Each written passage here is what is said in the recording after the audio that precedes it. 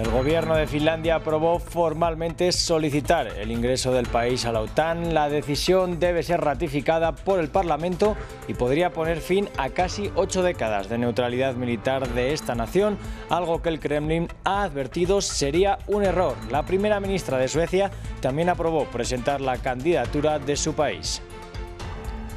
En medio de un profundo descontento social y con pocas expectativas de cambio, Líbano votó para renovar el Parlamento. Se trata de los primeros comicios legislativos desde el gran estallido de 2019. El ex primer ministro Saad Hariri llamó a boicotear la jornada. En Estados Unidos, al menos 10 personas perdieron la vida y otras 3 resultaron heridas en un tiroteo perpetrado por un supremacista en la localidad de Buffalo, en Nueva York. Las autoridades informaron que el hombre portaba equipamiento militar y transmitió en vivo el ataque. Los hechos son investigados como un posible crimen de odio.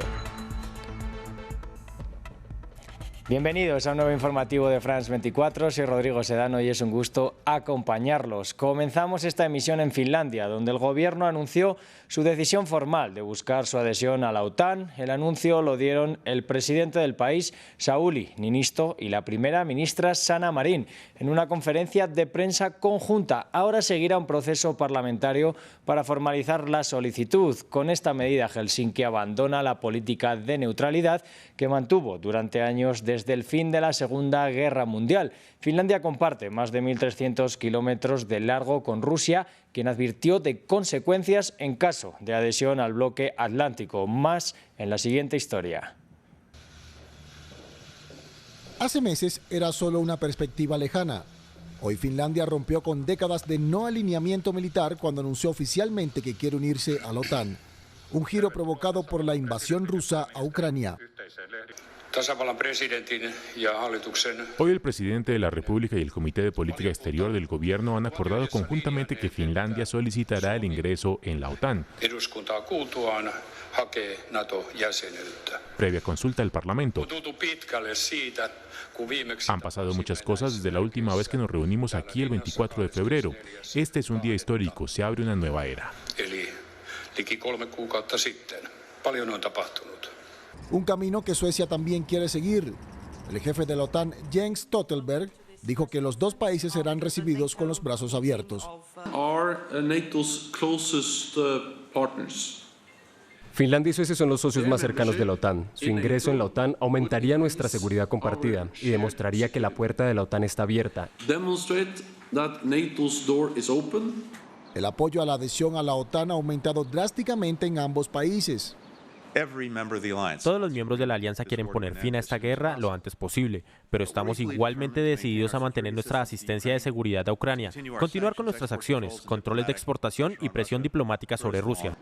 Mientras Rusia sigue con su guerra, el ingreso de Finlandia y Suecia en la OTAN es exactamente el tipo de movimiento que Moscú quería evitar cuando comenzó su ofensiva. Advirtió de las graves consecuencias, como la amenaza de desplegar armas nucleares en Kaliningrado. Este territorio ruso está ubicado entre Polonia y Lituania, miembros de la OTAN y de la Unión Europea. Entre tanto, Magdalena Andersson, la primera ministra de la vecina Suecia, informó también en rueda de prensa que su país pedirá la adhesión a la OTAN y que irá al Parlamento el lunes para asegurar un amplio apoyo a la solicitud de ingreso. Andersson aseguró que Suecia necesita las garantías de seguridad formal que vienen asociadas a la Alianza Atlántica y reconoció que durante el proceso Suecia se puede ver en una situación vulnerable. Pese a todo, apostilló que este cambio de guión en la política sueca no supone dejar de apostar por el desarme nuclear a nivel mundial. Nosotros los socialdemócratas creemos que lo mejor para la seguridad de Suecia y del pueblo sueco es que nos unamos a la OTAN. Esta es una decisión que fue tomada después de cuidadosas deliberaciones. Para nosotros, los socialdemócratas, es claro que la no alineación militar ha servido bien a Suecia, pero nuestra conclusión es que no nos servirán tan bien en el futuro. Y seguimos en Ucrania. La ofensiva de las tropas rusas continúa centrada en la región del Donbass. El ejército ucraniano reconoció avances de los soldados rusos. Al tiempo, informó que emprendió una contraofensiva en las cercanías de la estratégica ciudad de Izium, en la región de Kharkiv. Al otro lado del país, en el Lviv, cerca de la frontera con Polonia, un ataque ruso con los misiles destruyó infraestructura militar. Y la seguridad alimentaria de millones de personas está en riesgo como producto de la invasión de Rusia a Ucrania y de las intensas sequías en diversos países del planeta. La Oficina de las Naciones Unidas para la Agricultura y la Alimentación advirtió que podría avecinarse hambre, desnutrición, protestas, flujos migratorios y tensiones geopolíticas en diversos países. Se aproxima una crisis alimentaria mundial. El conflicto entre Rusia y Ucrania, quienes representan casi un tercio del trigo y la cebada del planeta, ha disparado los precios de los alimentos, sumándose a una crisis energética que impacta a los sistemas de distribución. Tal vez en Polonia y Bulgaria, que gastan una mayor parte de sus ingresos en alimentos, estarán mucho más afectados por los precios más caros. El sur de Europa, África, Egipto y los países árabes también son grandes importadores de cereales. Es posible que se enfrenten a faltas de suministro y precios más altos. Estos países realmente sufrirán. El mercado de alimentos ya venía en crisis, entre otras cosas, por la pandemia de COVID-19. Además, enfrenta la intensa sequía que afecta a países como Francia, Estados Unidos, Canadá y la India. Este último tomó la determinación de prohibir sus exportaciones de trigo por sentir su propia seguridad alimentaria amenazada. Los ministros de Agricultura del G7 rechazaron la decisión. La prohibición afecta a países como Bangladesh y Nepal, que necesitan el trigo con urgencia. Los jefes de Estado y de Gobierno del G7 deberán tomar una decisión concreta sobre este tema, y hacemos un llamado a la India para que asuma sus responsabilidades como miembro del G20. Pero la India no es la única nación que está respondiendo a la crisis con proteccionismo. Una veintena de países ha colocado medidas restrictivas de exportaciones. Ante esta situación, el temor es que millones de personas y ciudades podrían ver a corto plazo hambre, desnutrición, protestas, flujos migratorios y tensiones geopolíticas. Los representantes del Banco Mundial, el Fondo Monetario Internacional, la Organización Mundial de Comercio y el Programa Mundial de Alimentos han llamado a realizar acciones coordinadas de suministro de alimentos de emergencia, soporte financiero y comercio abierto para apoyar a las naciones más vulnerables. Y el sábado por la noche, el grupo Kalus Orchestra, representante de Ucrania, se convirtió en el ganador del concurso de Eurovisión 2022. En medio de la guerra con Rusia, tanto el grupo ganador como el presidente Volodymyr Zelensky aprovecharon la ocasión para recordar al mundo que Ucrania todavía necesita ayuda internacional.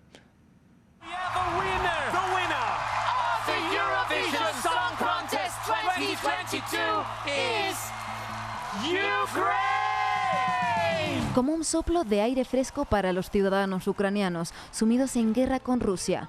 Así se celebró la victoria del grupo Kalus Orchestra en el concurso de Eurovisión de este año en la ciudad italiana de Turín. Cada pequeña victoria es importante para cada ucraniano, para nuestra Ucrania, para cada uno de nosotros. Los ucranianos lograron ganar con una canción que fusiona el rap con la música folclórica, dedicada a la madre del vocalista del grupo. Y es que el asedio que está sufriendo Ucrania la convirtió en la clara favorita de esta edición, con un récord de votación del público a su favor y felicitaciones por parte de la comunidad internacional y otros organismos como la OTAN. I would like to congratulate Ukraine for winning the Eurovision contest. Me gustaría felicitar a Ucrania por haber ganado el concurso de Eurovisión, y no lo hago a la ligera porque ayer vimos el inmenso apoyo del público en toda Europa y Australia a la valentía ucraniana.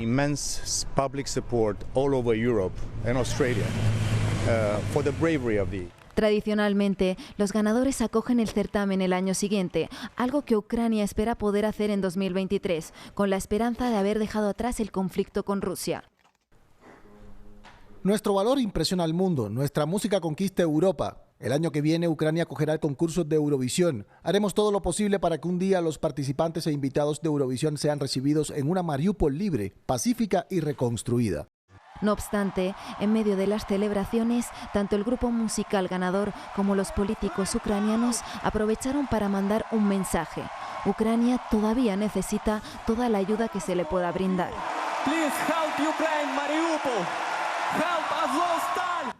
E inició el conteo de los votos. Tras el cierre de las urnas en el Líbano, el país celebró los primeros comicios legislativos desde el estallido social de 2019 y mientras continúa sumido en la peor crisis económica de su historia. Desde Beirut, Ethel Bonet, corresponsal de France 24, habló con algunos de los ciudadanos sobre sus expectativas en esta jornada que estuvo marcada por el abstencionismo.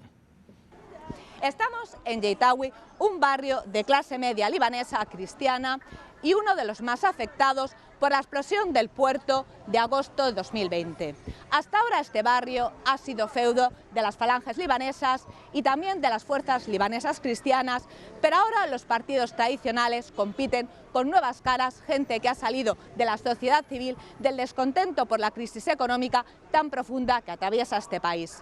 Los partidos tradicionales, por supuesto, que han hablado de ayudar a cambiar la economía, pero no han dicho nada sobre la corrupción ni el clientelismo político. Vamos a ver qué opinan los libaneses y qué futuro creen que tiene este país. Soy una persona positiva y quedamos muy pocos en el país que tenemos esperanza. Las elecciones son buenas para el cambio y nuestros políticos se han dado cuenta que tienen que cambiar. Confío en que las cosas van a ir mejor después de las elecciones.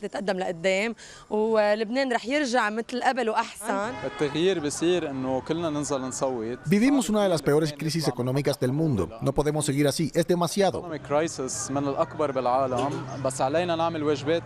Es un error no votar porque de lo contrario será aún peor.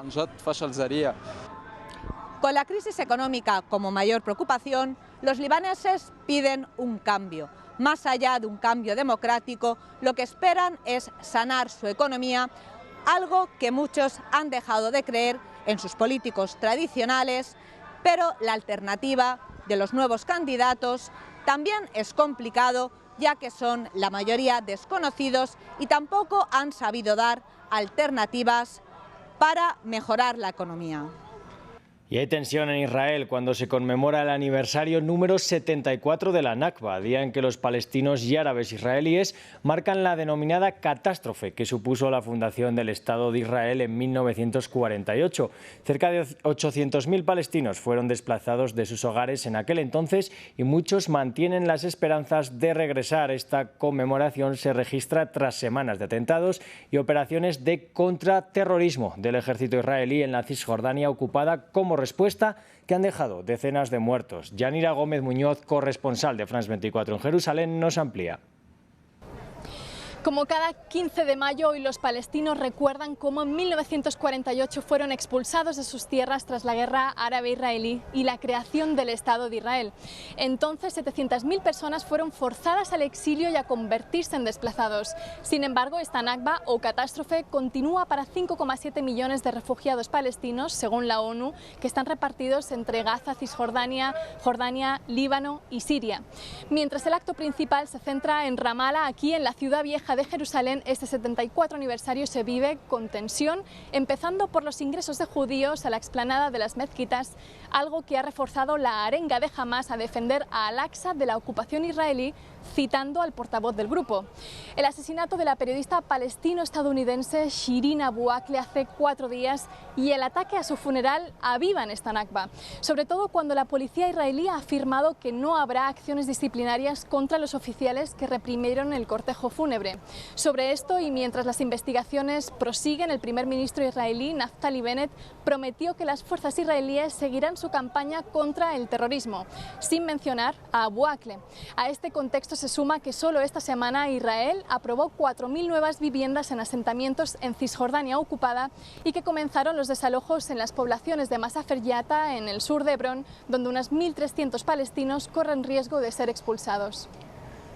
Y al menos 10 personas murieron y 3 resultaron gravemente heridas después de que un hombre armado en la ciudad de Buffalo, en Nueva York, abriera fuego en un supermercado situado en un barrio predominantemente afro el sábado en la noche. La mayoría de las víctimas eran negras y se cree que el atacante tenía ideas supremacistas. La vicepresidenta Kamala Harris aseguró que Estados Unidos está viviendo una epidemia de odio que provoca daños contra todo el país. El periodista Edgar Costa, desde el terreno, nos da más información. Consternación en Búfalo por una matanza en un supermercado que ha tenido lugar en un barrio de mayoría afroamericana. Eso demuestra los objetivos de un sospechoso que además tenía toda una trayectoria en Internet. Y es por eso que hemos escuchado palabras de la gobernadora del estado de Nueva York, del alcalde de Búfalo, contundentes no solo con el tema de las armas, un problema endémico en Estados Unidos, porque repetidas veces tenemos que lamentablemente informar de este tipo de matanzas, de terrorismo doméstico, pero está motivado en este caso por una cuestión racial, por una cuestión de supremacía blanca que en Internet se alienta, y es por eso que los oficiales electos han hecho mucha insistencia en las necesidades de trabajar en legislaciones que permitan que esto no vuelva a suceder. Continúen conectados a France 24.